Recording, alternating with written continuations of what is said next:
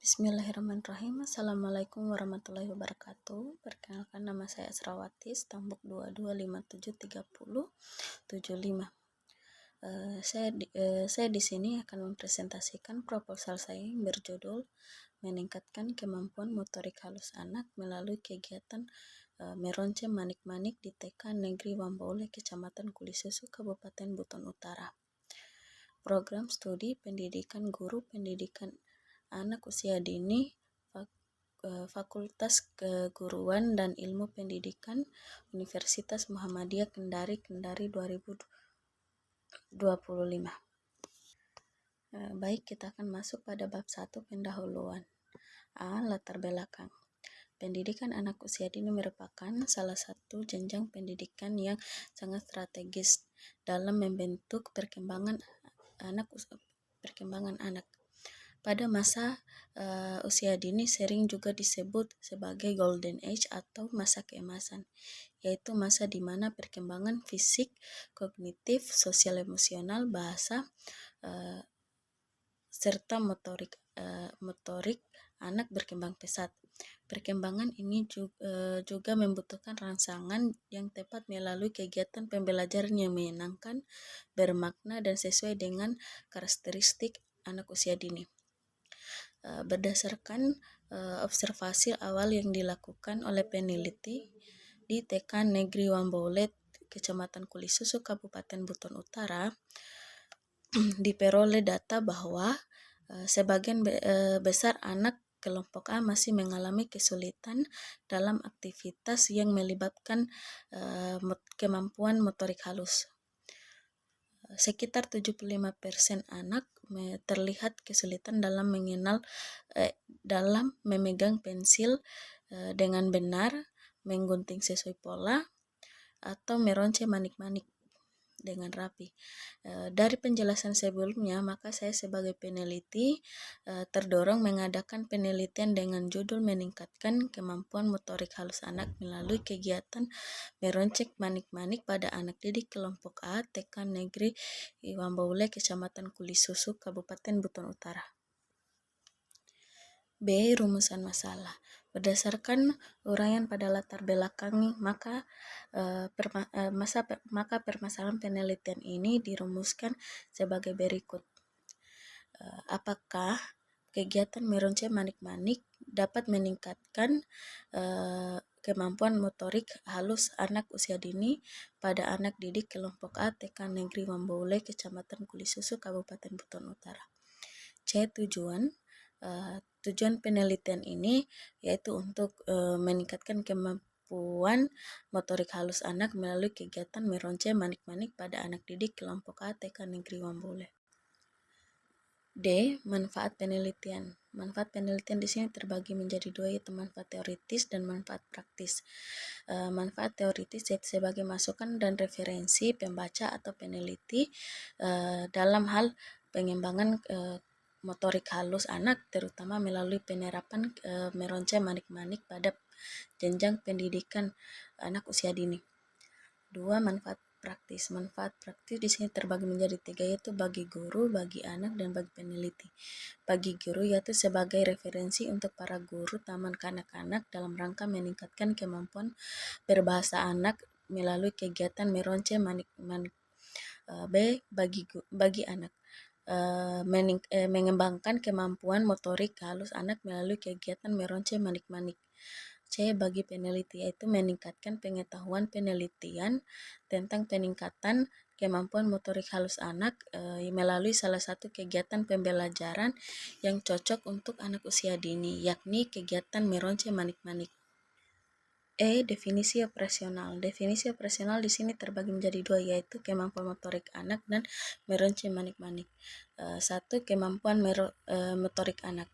Motorik adalah kemampuan anak menggerakkan dan mengendalikan tubuhnya secara koordinasi guna melakukan berbagai aktivitas yang mendukung pertumbuhan dan perkembangan fisik, sosial, dan emosional. 2. Meronce manik-manik. Meroncek manik-manik adalah kegiatan kreatif yang menyusun, merangkai, manik-manik, di mana kegiatan melibatkan keterampilan tangan dan koordinasi mata untuk menyusun manik-manik. Untuk menyusun manik-manik menjadi bentuk tertentu yang bermanfaat dalam mengembangkan kemampuan motorik halus dan aspek perkembangan lainnya pada anak. Bab 2, tinjauan pustaka. A. Pengembangan kemampuan motorik halus anak usia dini. 1. Pengertian kemampuan motorik. Kemampuan motorik adalah kemampuan anak dalam menggunakan dan mengkoordinasikan otot-otot kecil terutama pada jari tangan untuk melakukan gerakan yang membutuhkan ketelitian, koordinasi, dan kontrol yang baik. Kemampuan ini juga melibatkan kerjasama antara otot saraf dan mata atau koordinasi mata dan tangan sehingga anak dapat melakukan aktivitas yang memerlukan keterampilan tangan dengan presisi. Perkembangan motorik halus juga menjadi dasar bagi kesiapan belajar di sekolah, terutama dalam kegiatan membaca, menulis, dan berhitung.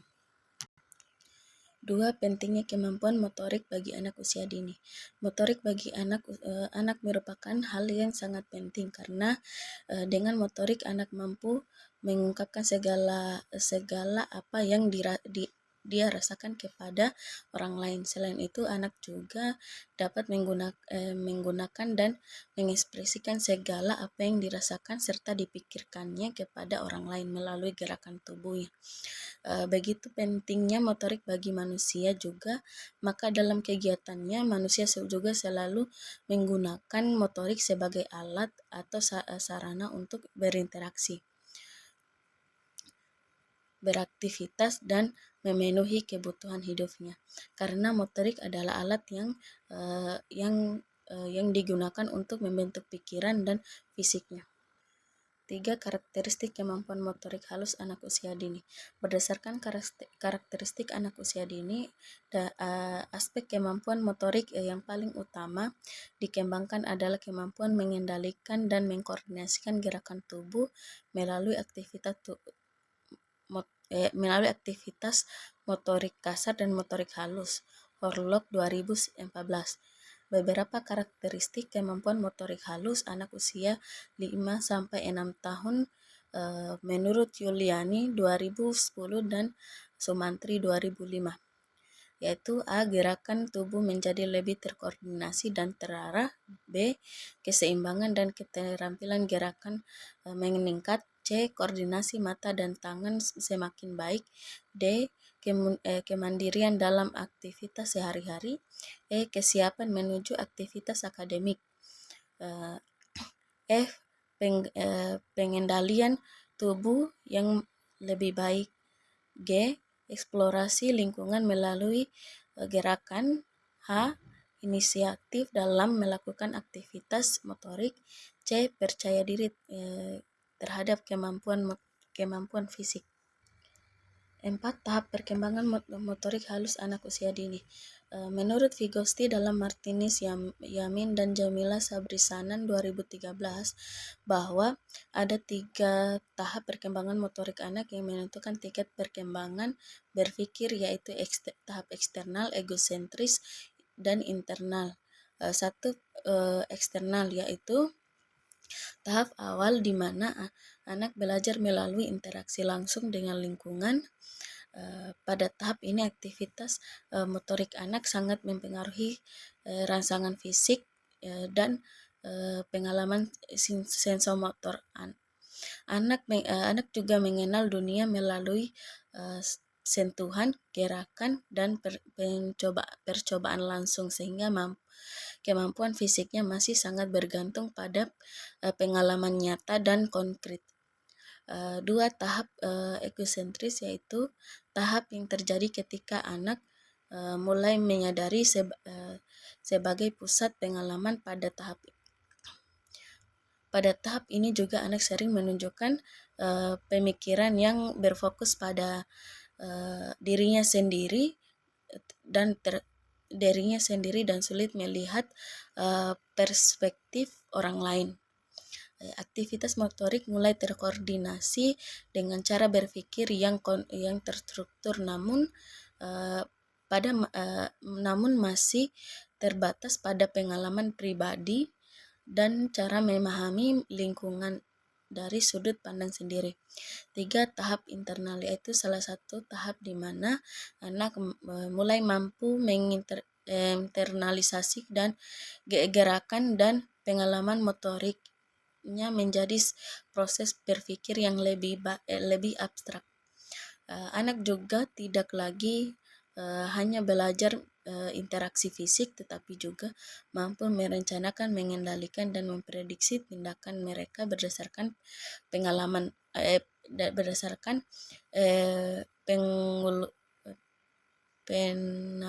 berdasarkan penaluran mental. Tahap ini menandakan kemampuan berpikir yang lebih kompleks, mandiri, dan berhubungan dengan konsep-konsep yang lebih baik atau lebih abstrak. 5. Faktor yang mempengaruhi perkembangan motorik halus. Secara rinci dapat diidentifikasi sejumlah faktor yang mempengaruhi perkembangan motorik, yaitu 1. Genetik dan bawaan atau keturunan, yang yaitu faktor genetik yang mempengaruhi kemampuan fisik dan struktur tubuh anak.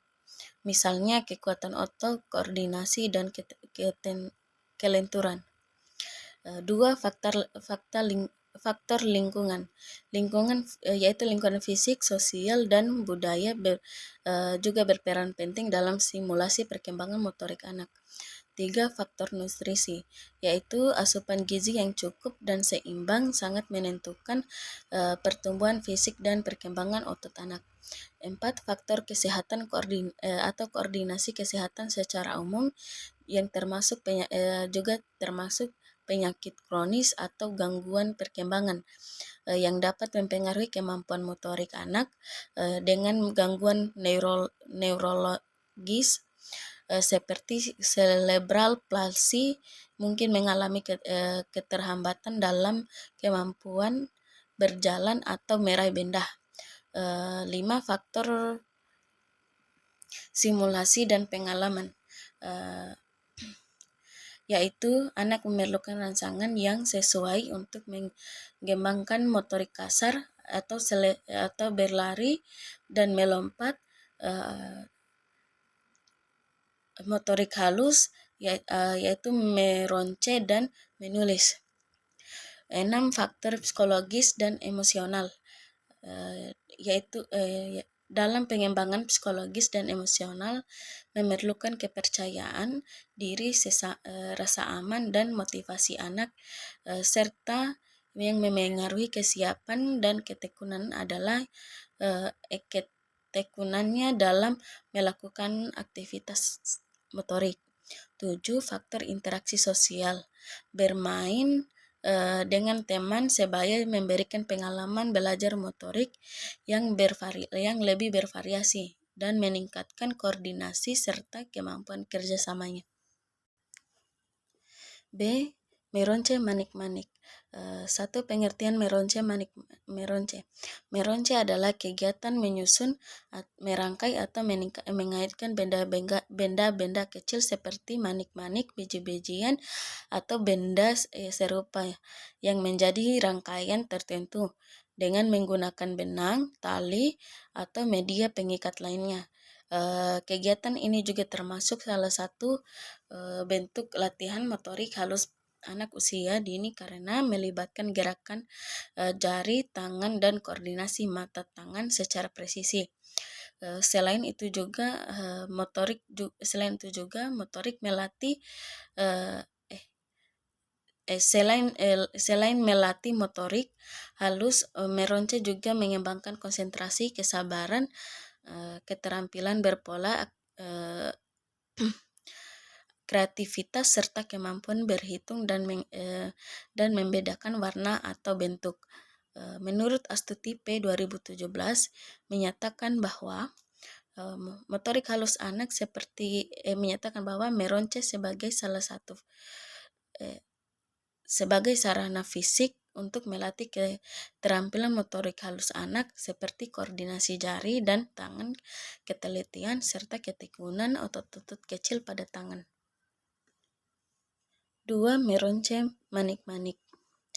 Meronce merupakan salah satu saluran yang digunakan untuk menyampaikan kreativitas, imajinasi, serta perkembangan motorik halus anak. Di dalam proses pembelajaran, meronce juga berfungsi sebagai sarana ekspresi diri. Manik-manik dapat digunakan untuk membantu anak mengenal bentuk, warna, angka, dan pola. 3. Manfaat meronce manik-manik. Menurut Michelle atau Elizabeth Tantiana Ngurah 2018 menunjukkan beberapa manfaat meronce manik bagi perkembangan anak sebagai berikut. 1. Meronce manik-manik dapat membantu anak terhadap perkembangan kemampuan motorik halus. 2. Meronce manik-manik dapat membantu anak melatih konsentrasi dan ketelitian. 3. Meronce manik-manik dapat membantu anak belajar tentang meningkatkan kreativitas dan imajinasi. 4. Meronce manik-manik dapat membantu anak mengasah kemampuan kognitif. 5. Meronce manik-manik dapat membantu anak untuk mendorong kemandirian atau rasa percaya diri. 6. Meronce manik-manik dapat membantu anak untuk meningkatkan kemampuan sosial dan emosional. 4. Langkah-langkah penerapan meronce manik-manik. Adapun langkah-langkah dalam penerapan meronce manik-manik yaitu sebagai berikut. 1. Guru mempersiapkan alat dan bahan untuk kegiatan meronce manik-manik. 2. Guru memperkenalkan alat dan bahan pada anak didik. 3. Guru menunjukkan cara meronce manik-manik atau demonstrasi kegiatan. 4. Guru memberikan kesempatan anak untuk meronce manik-manik sendiri. 5. Guru mendampingi anak selama kegiatan berlangsung. 6. Guru mengajarkan anak untuk merapikan alat dan bahan setelah kegiatan selesai. C. Penelitian yang relevan. Menurut tinjauan pustaka, penelitian ini relevan dengan satu penelitian yang dilakukan oleh Dharmastuti 2012 dengan judul peningkatan kemampuan motorik halus anak melalui kegiatan meronce manik-manik di TK Khadijah II Surabaya. Hasil penelitian menunjukkan kemampuan motorik yang dicapai anak didik kelompok A TK Khadijah II Surabaya lebih meningkat dibandingkan dengan sebelumnya, di mana perkembangan kemampuan motorik anak hanya mencapai 20,83%, namun setelah dilakukan praktek penelitian tindakan kelas melalui pengembangan motorik halus dengan menggunakan kegiatan meronce manik-manik pada siklus pertama mengalami peningkatan 68,33% dan pada siklus kedua mengalami peningkatan mencapai 95,83%. 2. Penelitian dilakukan oleh Wardani 2018 yang berjudul meningkatkan kemampuan motorik halus anak melalui kegiatan meronce manik-manik. Penelitian ini juga menunjukkan bahwa tingkat kemampuan motorik halus anak kelompok B TK Harapan Baru Bali Aceh kemudian diperoleh hasil yaitu siklus 1 menjadi 45% setelah dilakukan tindakan kemampuan motorik, bahwa siklus 2 meningkat menjadi 65% dan siklus 3 meningkat menjadi 85%. Setelah melakukan penelitian didapatkan hasil yang memenuhi indikator pencapaian, maka menggunakan kemampuan motorik halus dengan kegiatan meronce manik-manik dapat meningkatkan kemampuan motorik anak kelas B TK Harapan Baru Baliase, Kecamatan Maravola, Sulawesi Tengah, tahun pelajaran 2017-2018. 3. Penelitian dilakukan oleh Ika Setia Endayanti 2014. Tujuan penelitian ini adalah untuk meningkatkan kemampuan motorik halus anak kelompok B Masjid Syuhada, Yogyakarta. Peneliti juga menggunakan penelitian tindakan kelas yang terdiri dari 2 siklus masing-masing meliputi tahap perencanaan, tindakan, observasi, dan refleksi. Subjek dalam penelitian ini adalah anak-anak kelompok B Masjid Syuhada, Yogyakarta, berjumlah 20 anak. Hasil penelitian pada siklus 2 diperoleh kemampuan motorik halus mengalami peningkatan sebesar 85%. Dari penelitian tersebut maka dapat disimpulkan bahwa meronce manik-manik memiliki dampak positif dalam meningkatkan kemampuan motorik halus anak. D. Kerangka pikir. Berdasarkan uraian kerangka pikir sebelumnya, maka bagian kerangka pikir dalam penelitian ini adalah kemampuan motorik halus anak rendah, akan tetapi setelah melakukan tindakan kegiatan pembelajaran dengan media meronce manik-manik, maka kemampuan motorik halus anak meningkat. Hipotesis penelitian. Berdasarkan pada kajian pustaka dan kerangka pikir yang diuraikan di atas, maka hipotesis tindakan yaitu meronce manik-manik dapat meningkatkan kemampuan motorik halus anak didik di kelompok A TK Negeri Wambole, Kecamatan Kulisusu, Kabupaten Buton Utara. Bab 3. Metodologi penelitian. Jenis penelitian. Jenis penelitian yang akan dilakukan dalam penelitian ini adalah penelitian tindakan kelas, yakni pendidikan sebagai observer dan guru sebagai pendidik dan pengajar. Penelitian ini bertujuan untuk meningkatkan kemampuan motorik halus anak didik kelompok A TK Negeri Wambole, Kecamatan Kulisusu, Kabupaten Buton Utara. Sebagaimana menurut Arikunto 2011, penelitian tindakan kelas merupakan penelitian yang dilakukan oleh guru yang bekerja sama dengan peneliti atau dilakukan oleh guru sendiri yang juga bertindak sebagai peneliti di kelas atau di sekolah tempat mengajar. B. Setting penelitian. Setting penelitian di sini terbagi menjadi 2, yaitu 1. Tempat penelitian. Penelitian ini dilakukan di TK Negeri Wambole, Kecamatan Kulisusu, Kabupaten Buton Utara. Waktu penelitian yaitu penelitian ini dilakukan pada bulan Agustus 2025 semester 1 tahun ajaran 2025-2026. C. Subjek penelitian.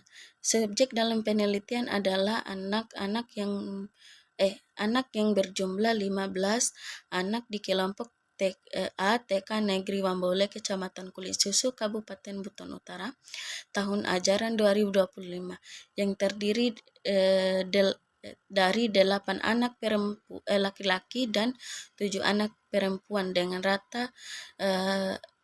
rentang usia 5-6 tahun.